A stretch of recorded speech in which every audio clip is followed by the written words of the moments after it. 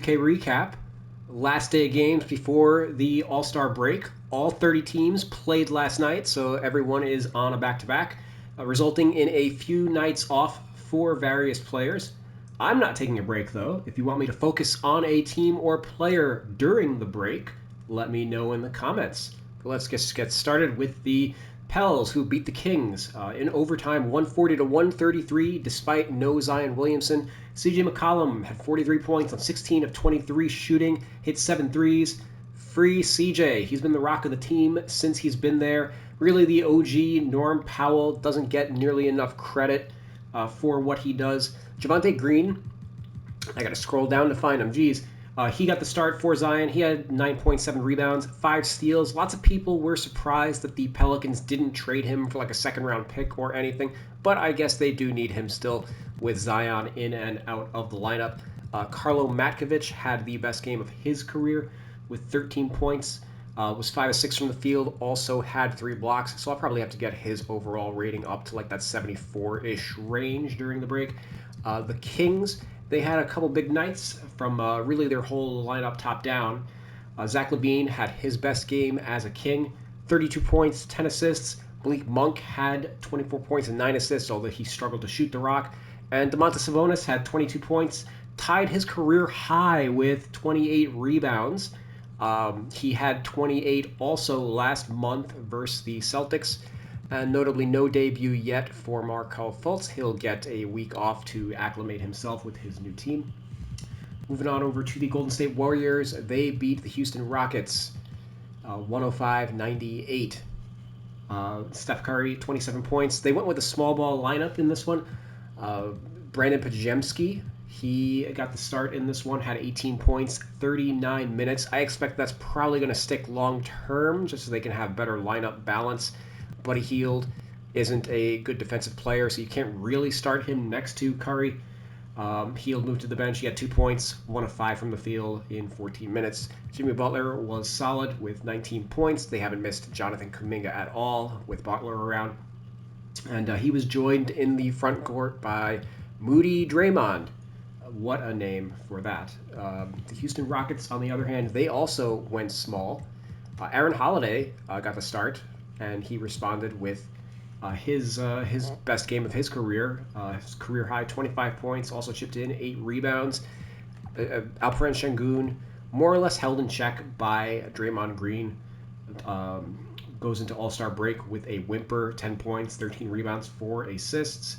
A lot of people out there who think that Domantas Sabonis should have gone to the All-Star game instead, and I think I'm inclined to agree with them, even though I'm not Sabonis' biggest fan. Jalen Green, also inefficient in this one, 9 points, 3 for 10. And Amen Thompson was a silent prayer tonight with 4 points on 2 of 9 shooting. Heading on over to the Dallas Mavericks. We got some news. Daniel Gafford is going to be out for 6 weeks rather than 2 weeks.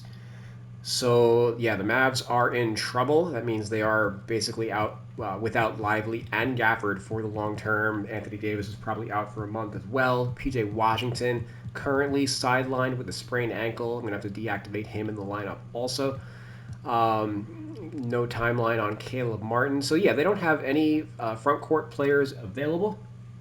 They only have $171,000 under the hard cap, so they actually can't sign anyone until the last 2 weeks of the season, or they'd have to sign someone now and then roll with 14 players until the end of the season after that player's like 10-day contract expires. Or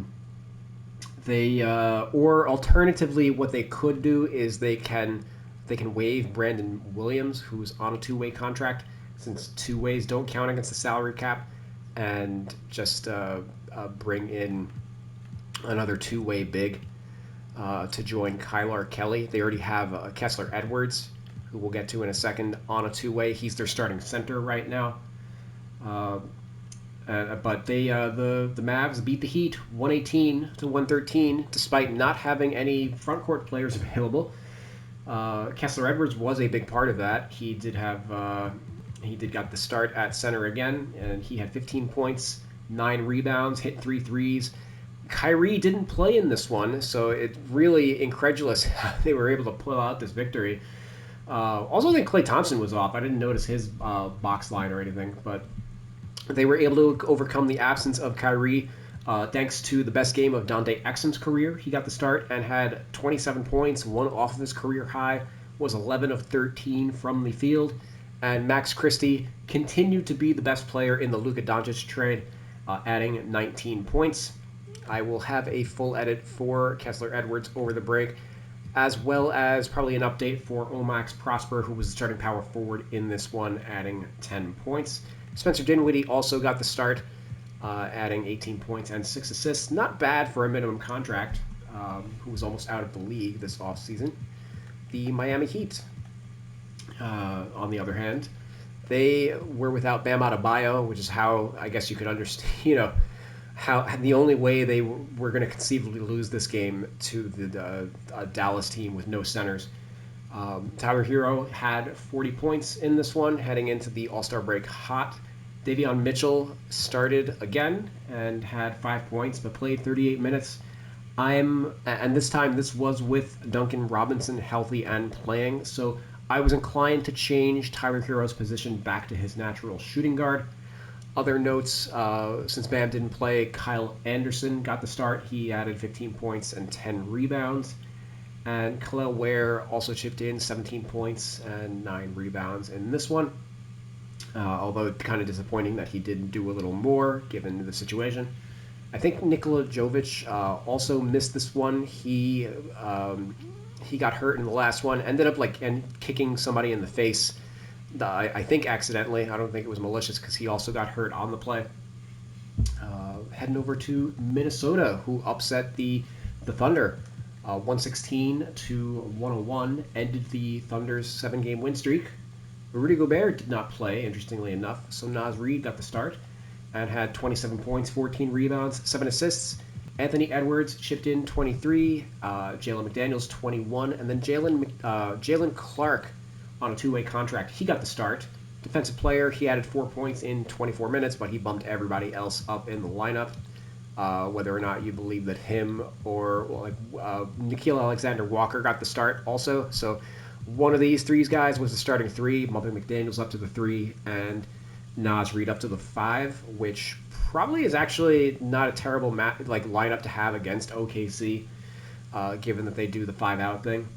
But Shea struggled in this one. He had 24 points, only 6 of 21 shooting. Did have 11-11 from the free throw line. Also added 8 rebounds, 9 assists. So he still had an MVP level impact even without even with the poor shooting night. I'm curious to see who was actually guarding him. If Jaden Clark was the one who was guarding him, I would imagine that Clark's probably going to get a standard contract at the current rate. But Jalen Williams, he goes into the All-Star break. He had 20 points, making his All-Star debut this weekend. And Chet Holmgren also played. In this one, he sat out the first game of the back-to-back, playing in the second night. Had 11 points and 12 rebounds, 2 steals, and 2 blocks. Solid overall night. They just need him to get healthy and be ready for the playoffs. And then finishing off with the LA Clippers, who beat the Utah Jazz 120-118. Norm Powell had a season high 41 points, 2 off his career high. A lot of people believe that he should have been an All-Star. James Harden, he is going to the All-Star game. He had 32 points, 10 rebounds, 7 assists, 3 steals, and 2 blocks. And then Ben Simmons stuffed the stat sheet. He made his debut. I guess I got to activate him once I'm done with this video. He had 12 points, 7 rebounds, 6 assists, 3 steals, 1 block in 27 minutes. He also hit 3 threes. Just kidding. He was, though, 4 of 5 from the field, 4 of 4 from the free throw line. And then finishing off with the Jazz, Lauri Markkanen added 20 points. Walker Kessler was a DNP in this one. So Kyle Filipowski, he had a career high 20 points and then also added 10 rebounds. A little bit of housekeeping. I had projected this prior, but Jared Butler ended up getting a standard contract from the Philadelphia 76ers. They now have 2 two-way spots open. I imagine they'll probably bring back Pete Nance, who's already been with them 2 or 3 times this season. They waived Chuma Okeke in order to make room for him on the standard roster. Okeke was on a 10-day, so they release him from that early. And then the Hornets waived, I guess he's not on the team anymore since they waived him, They waived Isaiah Wong from his two-way contract. Oh, I guess I didn't waive him. Never mind. Let's take care of that now. And yeah, now we're done until the All-Star break. No games until February 19th, next Wednesday. So again, let me know if there is a team or player that you want me to do a deep dive on. 2K Sports also released another roster update, which I'm going to recap, do all the badge information. There were a lot of badges a lot of badge changes as far as I can tell. So I probably will do an update highlighting some of the changes that happened there. Among the notables, Paul George lost 2 badges. Justin Edwards gained 3. Gerson Yabusele got 5. 4 players on the Bulls had changes. Jalen Tyson he got 2 badges added to him. And then at a glance, I saw like Stephon Castle of the Spurs, Cade Cunningham and Asar Thompson of the Pistons. It seems like there's a lot of badge updates that went into this recent update. So I'm going to break all of that down and then throw together a video summarizing some of the changes for a few key players. But thank you guys for watching, and let me know what you want to see moving forward. I'll catch you guys later. Peace.